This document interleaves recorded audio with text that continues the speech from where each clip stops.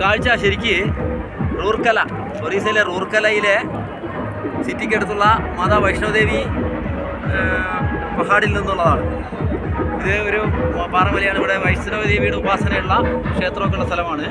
ഇവിടെ നിന്ന് നമുക്ക് റൂർക്കല സിറ്റി മൊത്തമായി കാണാം. പ്രത്യേകിച്ച് റൂർക്കല അറിയപ്പെടുന്നത് നമ്മുടെ റൂർക്കല സ്റ്റീൽ പ്ലാന്റിൻ്റെ പേരിലാണല്ലോ. ആ സ്റ്റീൽ പ്ലാന്റിൻ്റെ ഏറ്റവും മനോഹരമായ കാഴ്ച നമുക്ക് ഇവിടെ നിന്ന് കാണാം.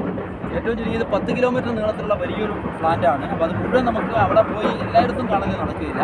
ഇതിൻ്റെ ഒരു സമഗ്ര വീക്ഷണം നമുക്ക് സാധ്യമാകണമെങ്കിൽ ഈ മലനിരയുടെ മുകളിൽ കയറുക മാത്രമേ വഴിയുള്ളൂ.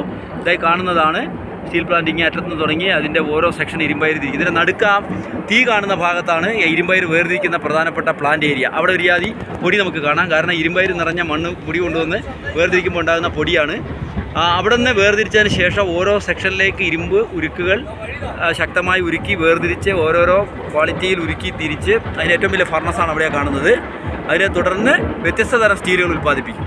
പല TMTയിലുള്ള പല ക്വാളിറ്റിയിലുള്ള ശക്തമായ ഉരുക്കുകൾ തുടങ്ങി പല നിലവാരത്തിലുള്ള ഉരുക്ക് ഉൽപ്പാദിപ്പിക്കുന്ന പ്രധാനപ്പെട്ട സ്റ്റീൽ പ്ലാന്റ് 1956 ഇന്ത്യൻ പ്രധാനമന്ത്രി ജവഹർലാൽ നെഹ്റു ഉദ്ഘാടനം ചെയ്തു.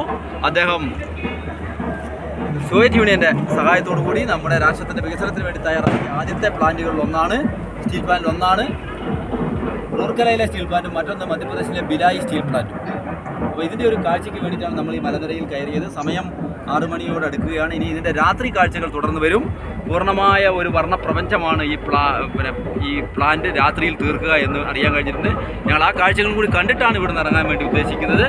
ഓരോ സെക്ഷൻ അയിര് വേർതിരിച്ച് വ്യത്യസ്ത നിലവാരത്തിലുള്ള ഇരുമ്പ് ഉരുക്കുകൾ ഉണ്ടാക്കുന്ന വിശാലമായ റൂർക്കല സ്റ്റീൽ പ്ലാന്റ് നമ്മുടെ രാഷ്ട്രത്തിൻ്റെ ഒരു അഭിമാനമാണ്. രാഷ്ട്രത്തിൻ്റെ വികസനത്തിൻ്റെ പ്രധാനപ്പെട്ട ഒരു നാഴികക്കല്ലാണ്.